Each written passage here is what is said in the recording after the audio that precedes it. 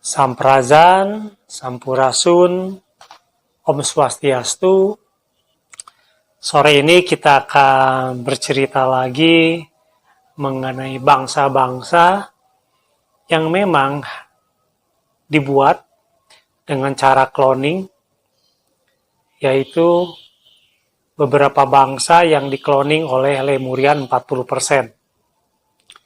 Itu pertama ada Kaina, ada Negrida, Lambeka, Indirina, Arabina, Aryan, dan semuanya energinya 2,5%.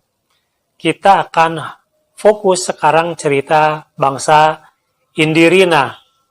Jadi Indirina itu asal mulanya gennya diambil dari Lemurian 40%. Setelah dibikin di planet Lemurian, mereka diturunkan di planet bumi. Salah satunya adalah di benua Mu, ya. Jadi benua Mu ini seperti ini, lebarnya ya, seperti gambar seperti ini. Nah, suatu saat benua Mu ini runtuh, tinggallah dataran-dataran tingginya. Nah, dataran tingginya ini adalah Nusantara ini, atau Nusantara. Dan beberapa kepulauan di Pasifik, sampai dengan Hawaii, dan langsung maju ke Amerika Tengah ya. Jadi dulunya luas sekali benua Mu ini. Keruntuhannya pun tidak sekali, yaitu beberapa kali. Jadi bangsa Indirina ini diturunkan di seputaran Kalimantan dan Sulawesi. Dan terekam dengan jelas oleh bangsa Minahasa. Jadi menurut rekan saya, Tuan Maleos Wia Kasendukan, itu banyak sekali persamaan-persamaan atau benang merahnya dengan bangsa Lemurian. Contohnya di daerah Minahasa ditemukan ada piramid, ada dorpal, dan ada beberapa teknologi yang tertinggal di sana. Dan pola penyebarannya pun itu sudah jelas terlihat dari bangsa Minahasa itu ke bawah ya. Jadi ke sebelah baratnya itu Kalimantan, ke Sumatera Barat, dan terakhir ada di Pulau Nias. Selanjutnya yang ke timur, sempat ke Ambon, dari Ambon terus ke bawah, ke NTT, ke Bali, terus ke bawah, sampai ke Kepulauan Pasifik. Nanti diceritakan jelas oleh rekan kita, Abang Tuama Kasendukan, secara detail apa itu bangsa Minahasa.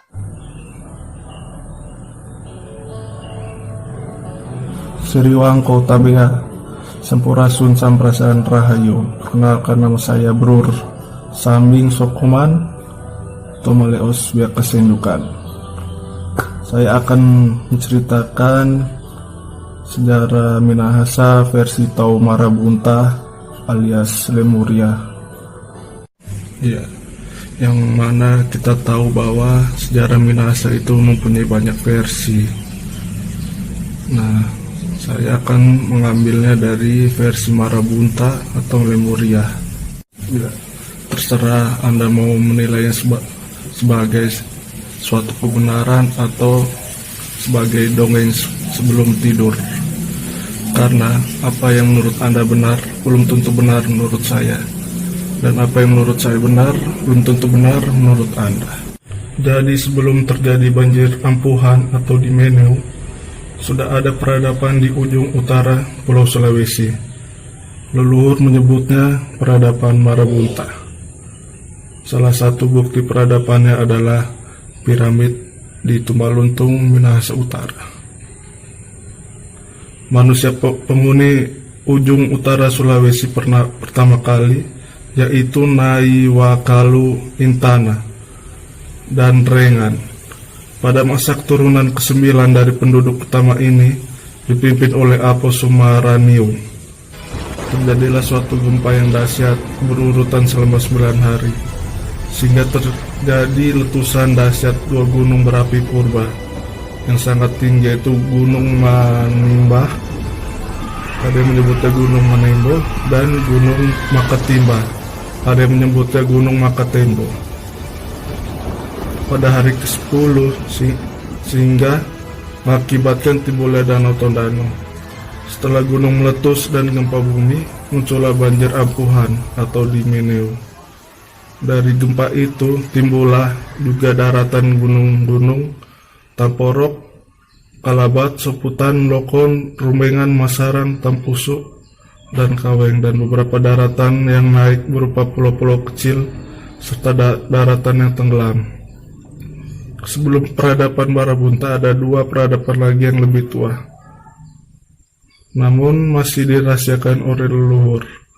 Kalau menurut penelitian Nadine May, peradaban pertama dihuni oleh ras polar, kemudian ras Hyperborean, setelah itu baru ras Lemuria atau Marabunta. Peradaban Marabunta dihuni oleh makhluk-makhluk cahaya, alias tubuhnya tidak seperti manusia sekarang. Pada saat itu, para Taukos Kasendukan itu adalah suatu negeri di atas langit, dipimpin oleh Apok Manembo turun ke planet bumi, dan para Taukos Sindukan menikahi Wewene planet bumi, dan anak-anak mereka menjadi anak-anak setengah dewa. Ada yang menjadi raksasa, atau bahasa Minahasanya atau Wangker, dan ada yang menjadi makhluk kerdil, bahasa Minahasanya atau Putol. Mereka mewarisi pengetahuan terlarang dari negeri Kasendukan. Kemudian terjadilah kekacauan karena pengetahuan Kasendukan tersebut disalahgunakan, dan sebagian raksasa pimpinan Apo Seratau suka memakan manusia. Di kemudian hari muncullah banjir besar yang menenggelamkan peradaban tersebut. Hanya sebagian yang berhasil selamat. Para makhluk kerdil lebih memilih masuk ke dalam bumi, dan ada pula raksasa yang menyatu dengan laut dan menjadi raja laut yang dikenal dengan sebutan Apotagarwa. Ada juga seorang wali yang tua yang bernama Apokarima yang berhasil selamat dengan cara naik ke puncak gunungan Wulur Mahatus. Dan seorang wanita bernama Apolumi Muut yang berasal dari daerah di utara dengan naik perahu terdampang di ujung utara Pulau Sulawesi. Dari kedatangan Apolumi Muut inilah awal penyebaran rumpun Austronesia, dan ujung utara Pulau Sulawesi menjadi jalur pintu gerbang penyebaran rumpun Austronesia di Asia Tenggara dan Pasifik. Namun sebelumnya itu sudah ada peradaban di Sulawesi Utara yang bernama Marabunta. Dan rumpun Austronesia tersebut merupakan transmigrasi dari peradaban Marabunta ke arah utara, sehingga bisa dibilang rumpun Austronesia yang berasal dari utara adalah turunan dari Marabunta yang pulang kembali ke tanah leluhurnya Marabunta. Pada saat Kongres Minahasa Raya, datanglah suatu sultan di Jazirah Maluku Utara, dan mereka mengaku masih keturunan dari bangsa Malsung yang dahulu leluhurnya berasal dari Malsung dan menyebar sampai Jazirah Maluku.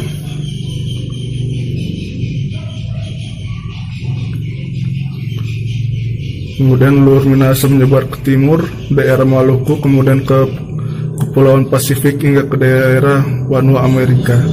Leluhur Minahasa juga menyebar ke barat ke daerah Kalimantan. Oleh karena itu, banyak kesamaan antara Dayak dan Minahasa. Dari Borneo mereka ke barat sampai ke daerah Sumatera. Leluhur Minahasa juga menyebar ke seluruh Pulau Sulawesi dan terus ke selatan sampai di Bali. Di Bali ada beberapa waruga Arthosarcophagus dari leluhur Minahasa. Apolumi Muut sudah dianggap seperti anak sendiri oleh Apokarima. Lanjut tahun datanglah Taureges. Taureges artinya manusia angin yang turun dari langit dan bertemu dengan Apolumi Muut dan jatuh hati kepadanya, yang kemudian dinikahi dan direstui oleh Apokarima. Apokarima pun menamai lelaki tersebut Toar karena dia adalah Taureges, manusia angin datang dari langit. Pada saat itu setelah peristiwa banjir besar, Apu Karemo dan Apol Mimut berserta Potoar membuat suatu peradaban baru, yaitu peradaban Malsung. Anak-anak dari Toar Mimut yang bernama Apo Makaliwe mendapat bagian tanah daerah barat yang sekarang bernama Bola Among Raya. Apo Sual mendapat pembagian tanah di daerah Gorontalo, serta anak-anak lainnya mendapatkan bagian-bagian tanahnya. Dan bertambah banyaklah mereka dan menyebar, membuat suku-suku. Pada saat kedatangan Portugis masih bernama peradaban Malsung. Hingga tahun 1644 dicetuskanlah oleh Tona Aswangko Banua Malsung yang bernama Tona Aswowor dari Wanua Kamasi Tombulu membentuk suatu badan pemerintahan tertinggi atau zaman sekarang disebut MPR yang bernama Mina Esa, yang artinya bersatu menjadi satu. Inilah cikal bakal dari nama Minahasa yang dari kata Mina Esa. Setelah kedatangan Belanda, karena mereka susah menyebutkan kata Mina Esa, maka disebutlah kata Minahasa. Dan pada tanggal 10 Januari 1679 dibuatlah perjanjian persekutuan secara tulis antara Belanda dan Minahasa. Dan di masa yang akan datang akan bernama Minahasa lain. Sampai detik ini suku-suku yang berikat bersumpah menjadi satu bangsa Minahasa. Dalam mereka yang masih mengakui sebagai keturunan dari Apo Toar Lumimuut. Suku-suku tersebut adalah Totemboan, Tombulu, Tonsea, Toluur, Tonsawang, Pasan Ratahan, Ponusakan, Bantik, Bawon Tehu. Oke. Nah, itu cerita mengenai bangsa Minahasa dari sohib kita yang ada di Minahasa ya. Terima kasih banyak ya. Semoga menjadi pencerahan untuk teman-teman. Saya tambahkan bangsa alien yaitu Bropa, Jenela-Jenela, Moslam, dan Trak itu selalu mempengaruhi peradaban. Contohnya adalah bangsa Minahasa, itu jelas peradaban dari bangsa Tak itu tergambar di beberapa patung, yaitu seperti ini. Patung-patung ini, reliknya mukanya seperti yang digambar ini, persis dengan apa yang ada di Meksiko. Ya. Jadi beberapa bangsa, Maya, Inka, Aztec, itu memang berasal dari bangsa Minahasa atau kami menyebutnya Indirina. Sama, bahkan struktur wajahnya pun hampir sama. Dan di beberapa video sebelumnya sudah disampaikan bahwa bangsa suku Inka Maya ini suka balapan. Dan salah satunya jatuh pesawatnya di Pejeng, makanya disebut bulan Pejeng. Itu di salah satu roketnya yang sekarang ada di Pura Penataran Sasi, jelas tergambar wajah dari bangsa Tak. Makanya sama ya, bangsa Tak yang di negara bulan Pejeng sama dengan yang ada di Minahasa dan sama dengan yang ada di suku Indian, suku Mayan. Sedangkan Kalimantan lebih banyak suku Dayaknya lebih banyak dipengaruhi oleh bangsa Mosram. Jadi ceritanya bangsa Mosram yang tinggal nun jauh di sana itu mempunyai satu peraturan. Kalau bangsa Mosram yang suka mokong itu melakukan kesalahan-kesalahan, itu dibuang di beberapa pedalaman.